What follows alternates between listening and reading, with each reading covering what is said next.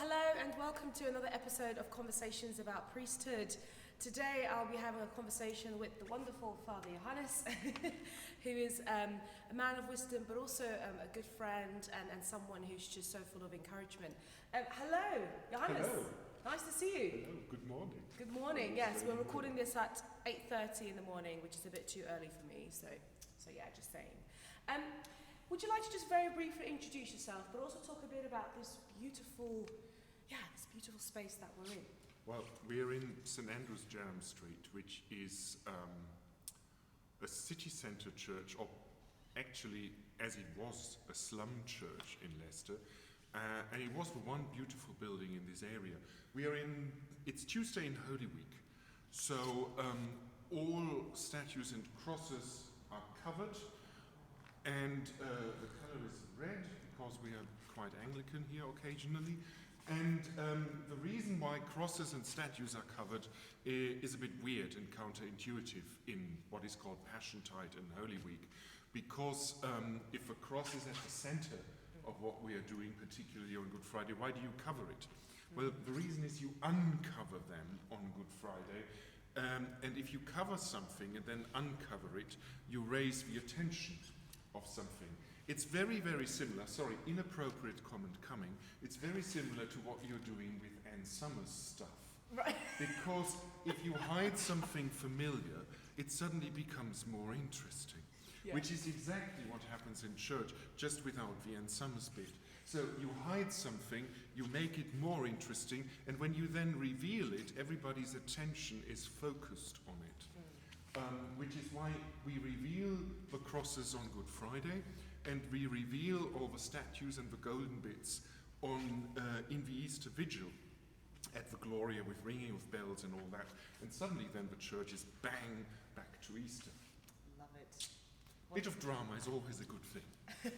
I absolutely love that. Oh, brilliant. And the connection to Anne Summers. I wasn't expecting. Well, I don't think that's an official connection, but you will never forget that, ever. Yeah, I would never forget that. Ever. You see, that's a good thing.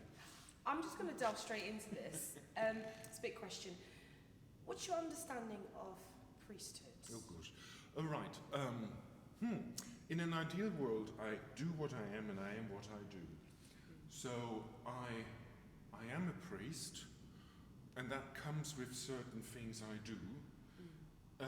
But that isn't necessarily the same as my job. Right. So I am a parish priest here at St Andrew's, but I've had other jobs before as a priest.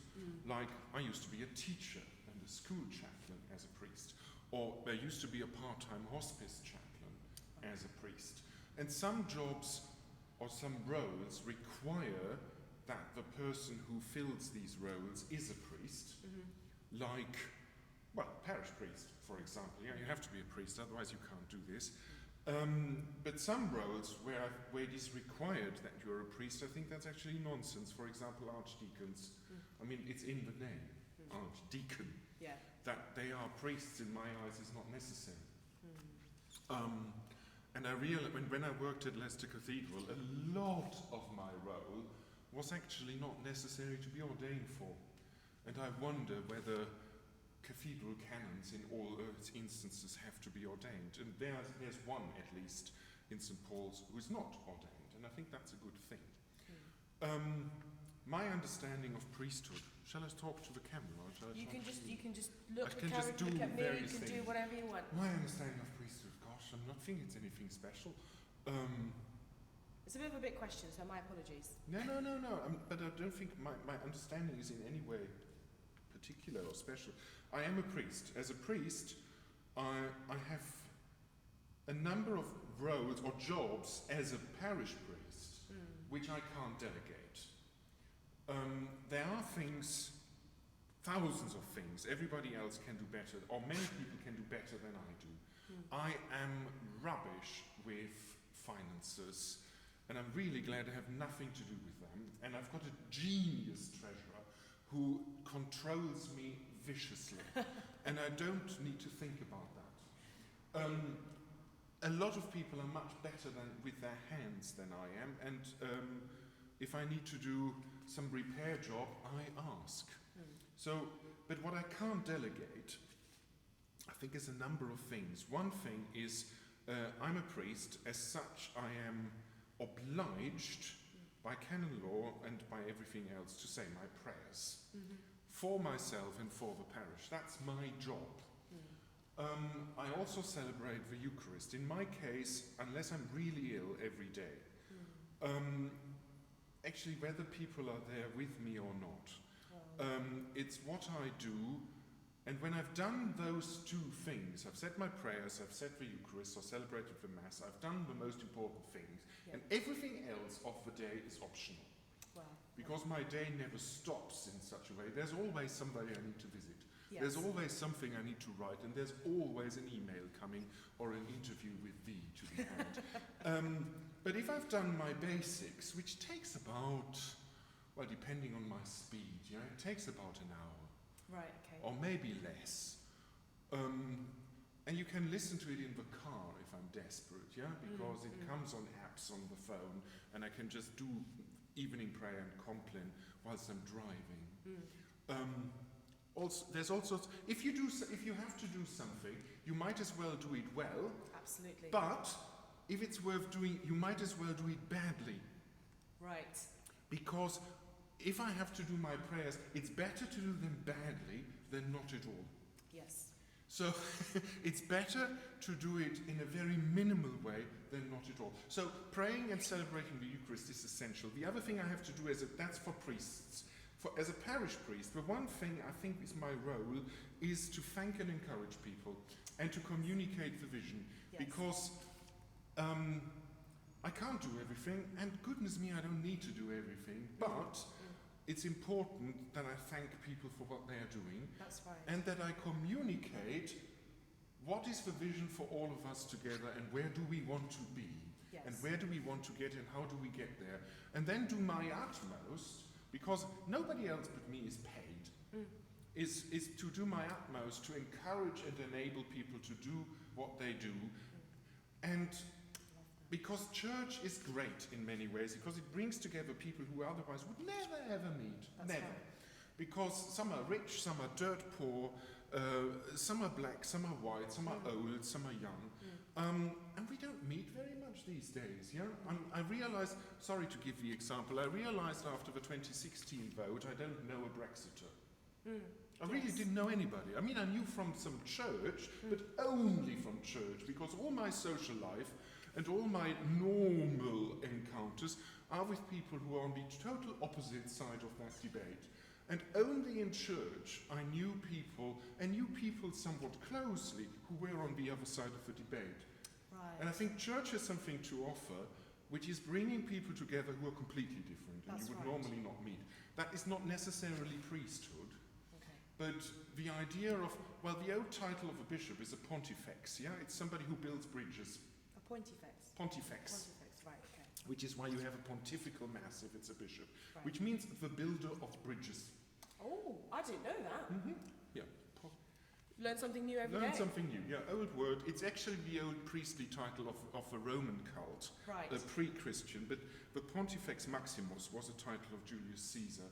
But you still speak of a mass celebrated by the bishop as a pontifical mass. And the meaning behind this is the builder of bridges. And I'm not a bishop, and thanks be to God, I'm not. But it's the role of the church to build bridges. Right, okay. And in many ways, because I'm standing in for the bishop in everything I'm doing, is I'm here to build bridges.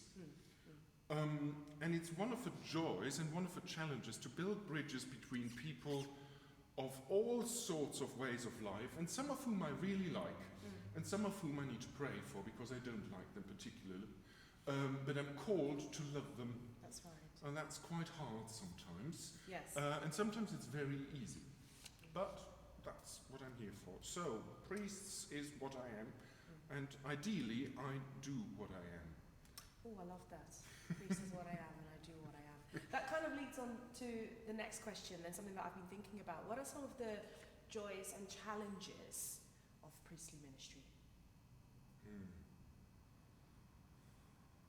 So I'm throwing lots of big questions at you today. No, I'm just thinking. The challenges is Well, there's lots of challenges and lots of joys. And it all comes down to the same thing. So my duty is I need to pray and I need to give thanks. Eucharistein means in the word to give thanks. Yeah, it's part of my job to give thanks to God and to the people. That's a joy and that's a challenge. To pray on a regular basis is a big challenge and a big joy. And very often my book or my app feels like lead. And I'm not in the mood to do anything, and I do it really, really badly. Really badly. And luckily, it's not just me, because when I say my prayers in this morning here in the cold church, when I come in, I know I'm not on my own. It's not just the angels or whatever, but it's countless others who do this as well in their churches. That's right. And not least, priests are a college of priests in the diocese around their bishop. That very often is unbelievably not true in a practical sense, because we can't stand each other very often. But we are a college of priests, and we do this together. I'm very blessed in many ways that there's not just me here in this church, but there's a number of priestly colleagues with me, with whom I can talk differently than with others. So, challenges is, loads. Money, yay, wouldn't it be nice if I won the lottery? Encouraging people, and I can only give what I've received. That's right. So it comes back to, in order to encourage people, and in order to motivate and spread some joy and stardust, I need to say my prayers. Because otherwise I have nothing to give. Yes. I have nothing to share. In order to listen properly what people are doing, I need to listen to myself, and I need to be fairly open. And if I'm blocked and miserable and depressed and not in tune with my body, if I'm unhappy, well, then I can't do my job. Yeah. So the first thing is incredibly selfish, hugely selfish. The first thing is I need to pray, I need to go to the gym, I need to celebrate the Eucharist, I need to go out for drinks with friends. I love how holistic that is. Yes, it's completely holistic, because we also pray with our bodies. That's right. We live. We profess an incarnate God, and that's probably the other big thing, is the uncovering stuff. Yeah, if everything goes well, I need to walk through life with open eyes and point out where Jesus is. Yes. Because I'm not here. I'm definitely not here to bring Jesus to St Andrews, Jarrom Street. He's been here for a very, very long time, and God is incarnate. And God is everywhere, and so my job is not to bring him, but to find him. Wow. And that sometimes takes some doing. Yes. And sometimes takes some very intense looking with my heart, because it can be so hidden. Yes. In misery, and in poverty, and in small things. So sometimes the challenges are the joys. And I'm overwhelmed sometimes that my limitations, which are quite severe, are exactly what God uses to do his stuff. That's right. And that's so, healing. I'll give you an example. I don't go too much into intimate territory, but my wife and I lost a child when he was a baby, and we also went through 2 miscarriages, which is not too many people lose children when they are babies, but loads of people have miscarriages, and it's a huge taboo. You can't talk about it. Particularly older people cannot ever talk about it. And my church, and every church, is full of women who have miscarriages. And in many cases, they never ever talk about it. And the amount of encounters I have with people who talk about that kind of stuff, about abortions, about miscarriages, about child loss, because they can smell it. And we communicate probably a lot more in a non-verbal way than we ever will believe. Yes. And I am completely bewildered how this sometimes happens. That somebody comes and says, "Can I have a word? It's the anniversary of the death of my son." I say, "Oh, really?" And I have no idea why I'm so privileged. And this is not about priesthood, this is about my scars, Yes. which are being used by God in a most amazing way. That's right. And it hurts, Yeah. but being used in such a way with others and for others becomes healing for myself. Yeah. I find that deeply touching. I love being in a place like this, which is stunningly beautiful. It is gorgeous. It is gorgeous, and a lot of my congregation, I would say 70%, doesn't speak English as a first language. Right. Including myself. And that challenges things.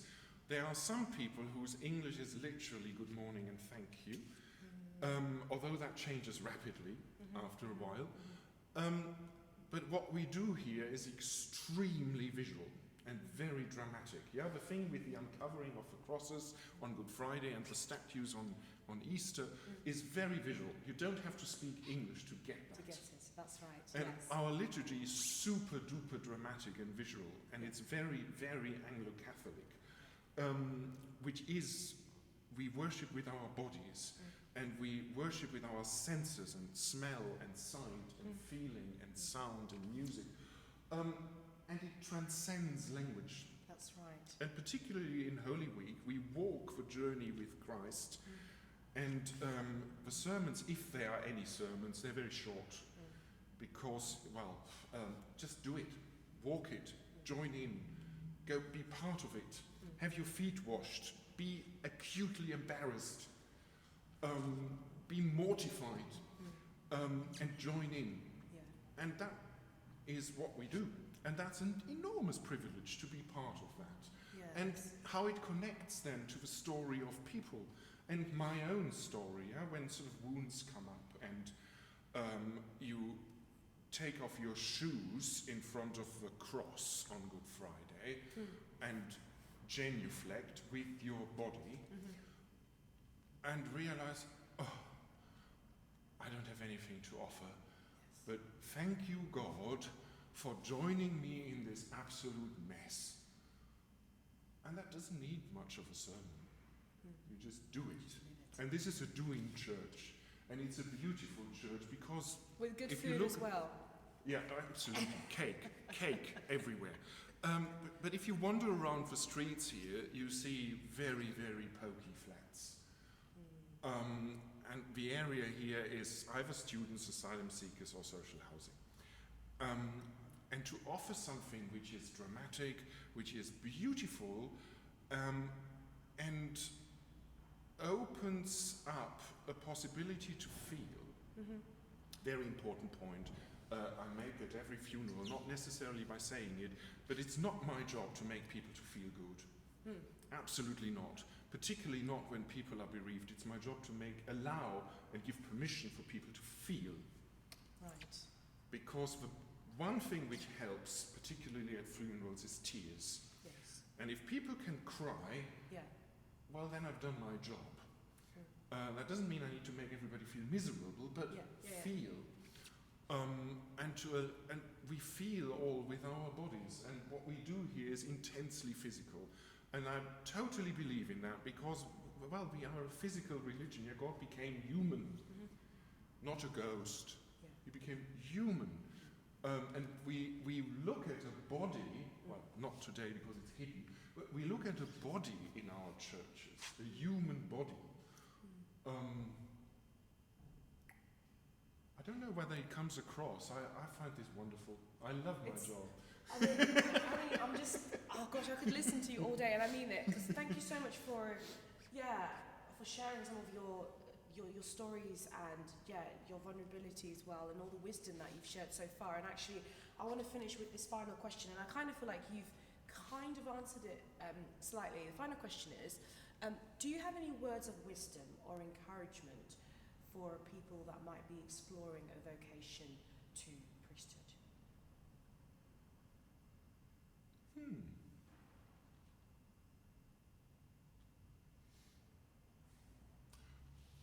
Possibly a few. The first thing is everybody who goes on that journey experiences setbacks. It's if you go on a journey with Christ, you meet a cross somewhere. It's impossible not to. That's right. And you meet people who stand in your way, and you meet people who are unjust to you and who block you and who hurt you. That's normal. Because this is not a journey of pure ecstasy and joy. Right. That would be great. No, probably it wouldn't. It has huge joyful moments, and it's such a privileged existence in some way. Also, it changes you. The world changes, the church changes all the time. It's unrecognizable. I'm old, yeah? I've been ordained 26 years. 26 years? I was going to make a joke there, but... Yeah. And so, 26 years ago, things were very, very different. But there is a stability in Christ, and I am not an advocate of all this stuff about a personal relationship with Christ. Sorry, I don't believe that. I believe in our Father, not my Father. But this whole thing of believing what you're doing and looking after myself and being somebody who prays, even if I couldn't care less on some days, is vital. And just go with it, because I realize time and time again, I'm not doing this because I'm so great and amazing. I'm doing this because I'm asked to do this. And my worst bits, I really don't want to talk about in front of a camera, get used in this role by God all the time. That's right. And I'm only doing this, and literally only, because who am I? Because the church, in the name of my bishop, asked me to do this. Because how otherwise could I have the audacity and the unbelievable megalomania to stand in the place of Jesus in the middle of the dining table of the Last Supper and invite people round?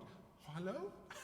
I mean, I'm quite big-headed, but that is actually beyond, That's right. To stand in Jesus' shoes, honestly, no, the only thing I can do that is because I have been told to do that. And not just by some bishop, but by the church.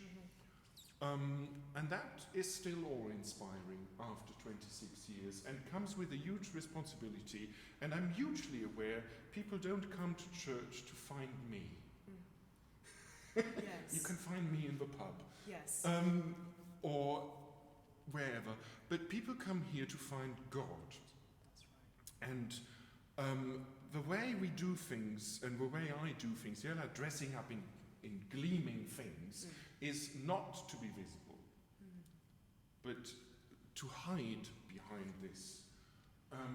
It's different when I'm preaching, that's me, but I'm acutely aware that this is a role which uses me, but as a sort of, how do you say that, as sort of a conduct even, or a signpost.